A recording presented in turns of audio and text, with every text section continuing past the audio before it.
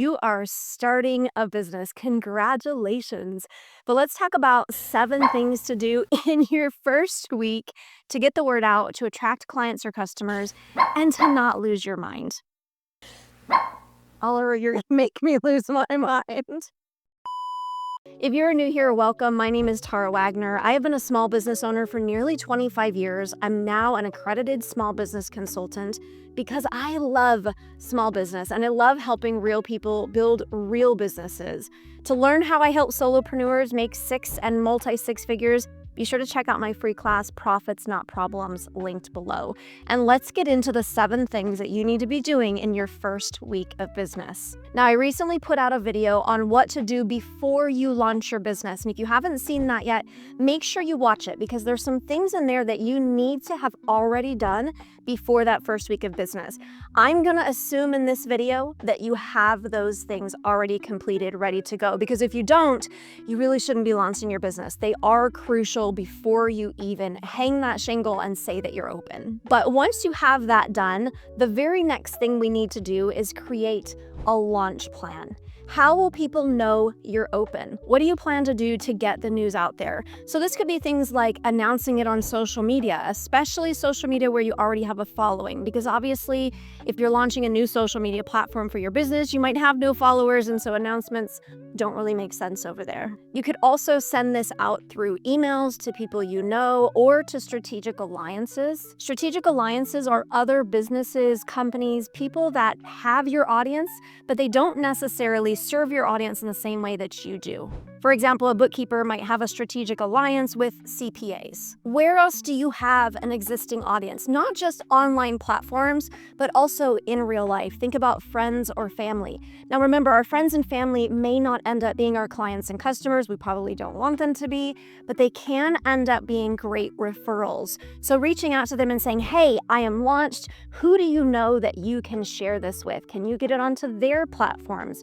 This is what you're looking to plan out with a launch plan. I want you to think about your launch plan being an event, whether it is online or offline. We don't want to just quietly go live. We want to make a fuss about it. We want it to be a celebration. We want to add some magic to it. What this looks like, though, is different for every business. One business might throw a party, another business might have a ribbon cutting ceremony, somebody else might do a 5-day event or challenge. Really think about your business and what is going to A, appeal to your ideal clients that we talked about in that previous video, B, make people want to buy from you, which means the event should give them some taste of what it is you offer, what it is your business does, and C, encourage people to want to not just be involved, but get other people involved as well.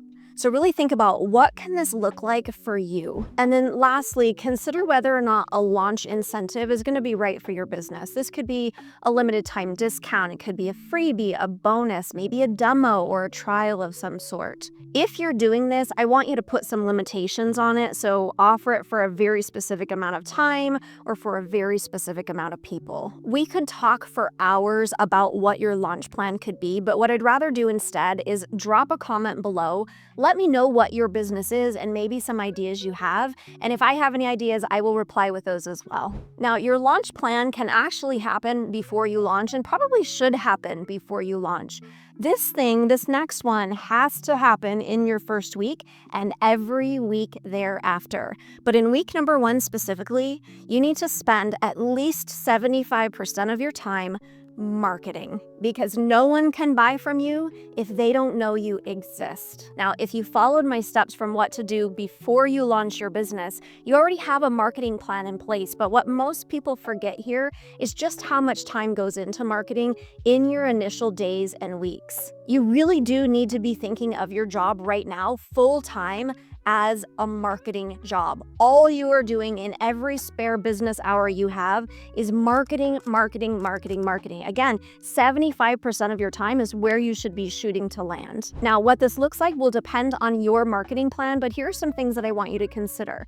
Number 1, show up daily where your ideal clients are hanging out. If this is networking groups, if this is somewhere locally, if this is somewhere online, make sure you are there for some amount of time every day.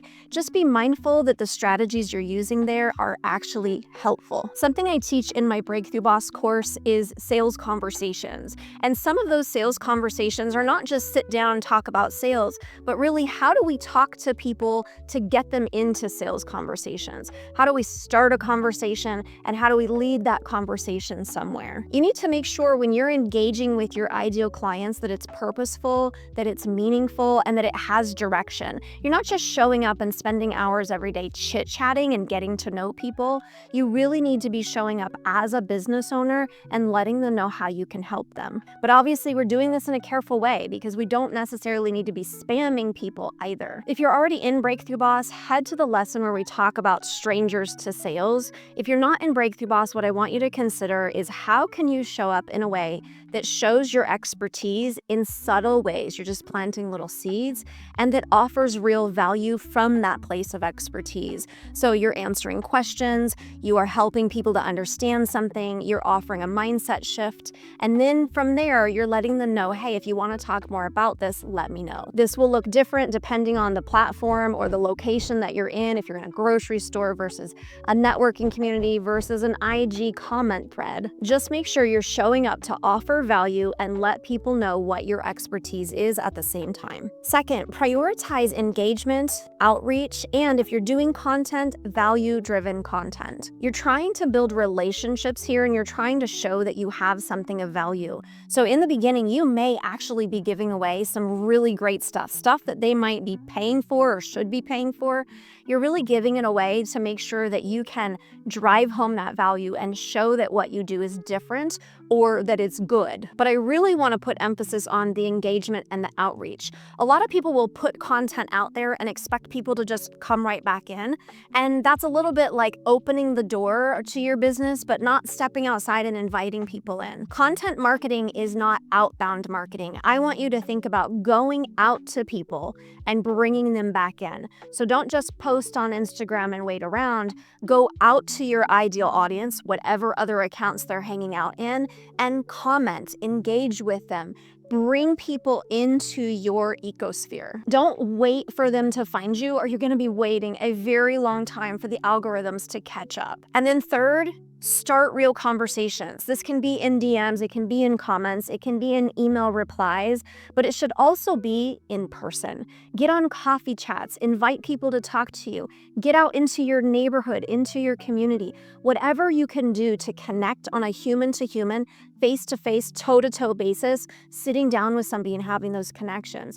This can be with clients, but again, it can be with those strategic alliances. Most people are not willing to get themselves out of their comfort zone. They will hang the shingle, they will put the content out, but they won't go out and bring people in, and they won't build relationships, especially relationships that are going to actually lead somewhere. This isn't just your everyday coffee chat with your competitors. This is conversations about how you can serve another business's audience, how you can collaborate together, how you can get in front of their audience. And it's conversations with your ideal clients, letting them know that you're existing. We need to build know, like, and trust, and that happens better and faster when we have real conversations and connections with people. So really prioritize connections over content. The third thing you need to do in your first week of business is create a strategic alliance plan. I've mentioned this a couple times before, but I cannot emphasize it enough.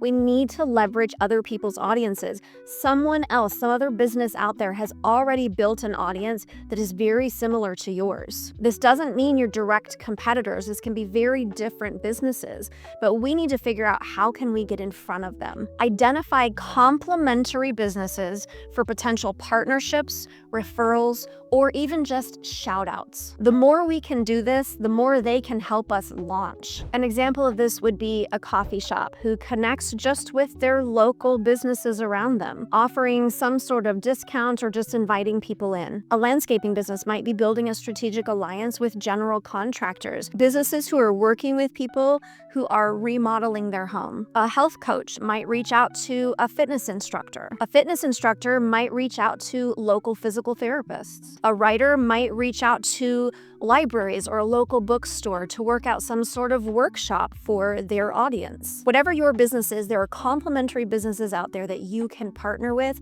and that are excited and looking for partnerships just like yours. Look for win-win opportunities, whether it's a guest feature, doing IG lives, doing referrals, or offering something of value to their audience that they don't offer. My challenge to you is to reach out to 3 to 5 potential collaborators in week 1, and then continue to do that week after week. This is how so many of my clients have built 6 and multi-6-figure businesses with no ad spend and no content.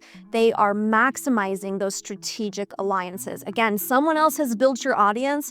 Why do the hard work when you can just network instead? Number 4, get comfortable with selling right away. Selling early helps you work out the kinks. We need to get used to it. We need to understand the skills of it. We need to get the data and the feedback from it so that we can get a baseline understanding of what our conversions are, what our KPIs are, and we can work on them from there. I see a lot of business owners, especially service-based business owners and especially online service-based business owners, wait. They're waiting until everything is perfect. I need to figure out this offer and I need to figure out that marketing thing and I need to do this and I need to do that.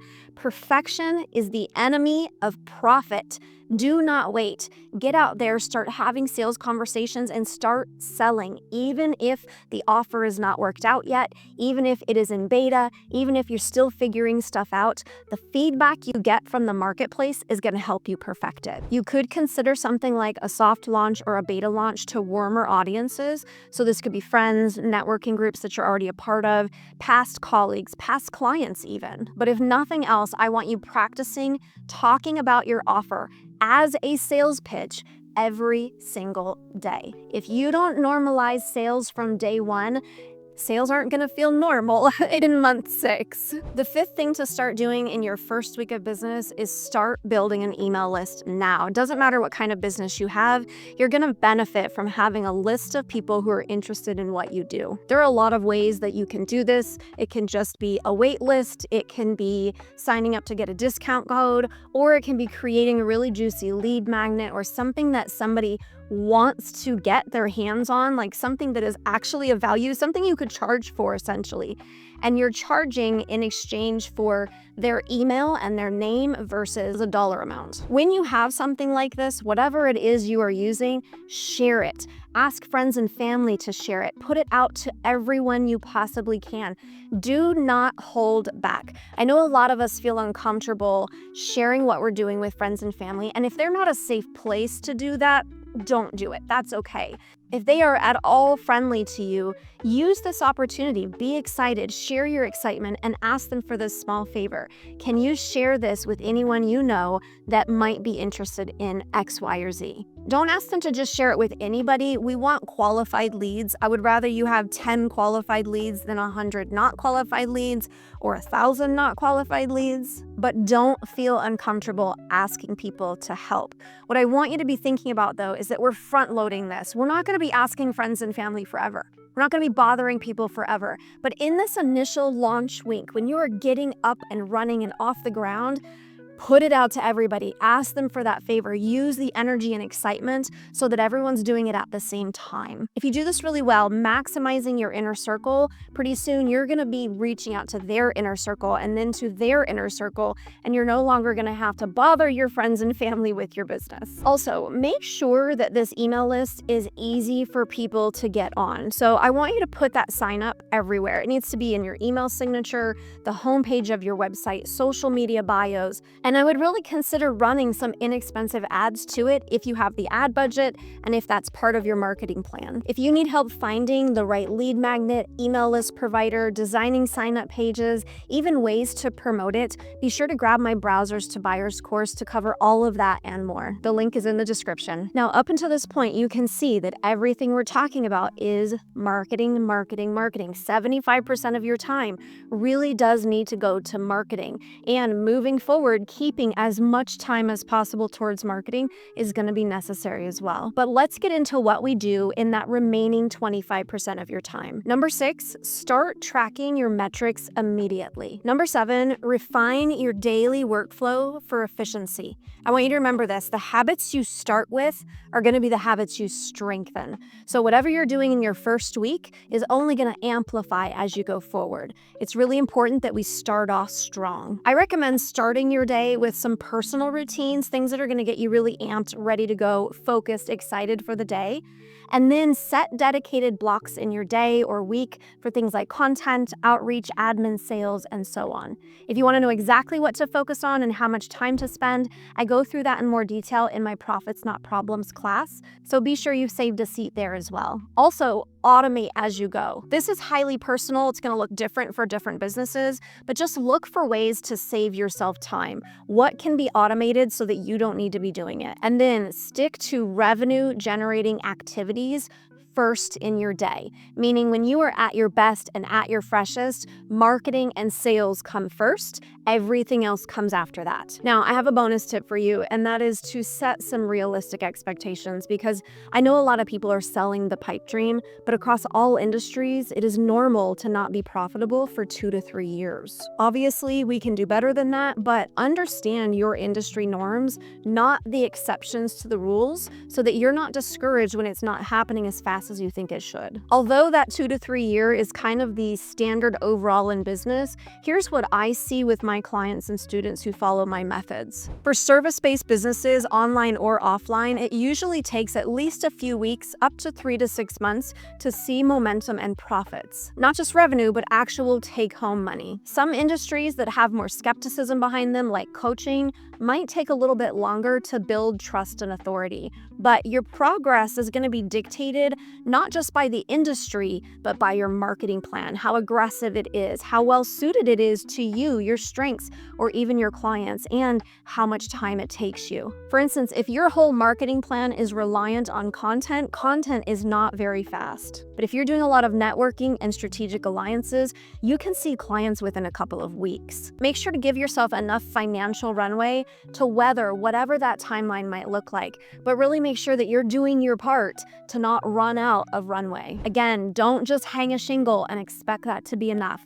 Go out there, pound that pavement, tap on those shoulders, shake hands, meet people, and really bring people into your business. Businesses that grow fast market well, and they never stop marketing. This will always need to be a big chunk of your time. Either you're doing it yourself, or if you have the budget, you're spending it on someone else doing it for you. But either way, it cannot stop unless you want to stop your business. If you would like to know more about how I help solopreneurs make 6 and multi-six figures from their service-based business, be sure to check out my Profits Not Problems class, where I share my 2+ decades of experience to correct the mistakes you're being encouraged to make and show you where to spend your time after your first week in business. Grab a seat at the link in the description, and let's make this the year you launch that business. Fist bump in the comments for making it to the end. You got this.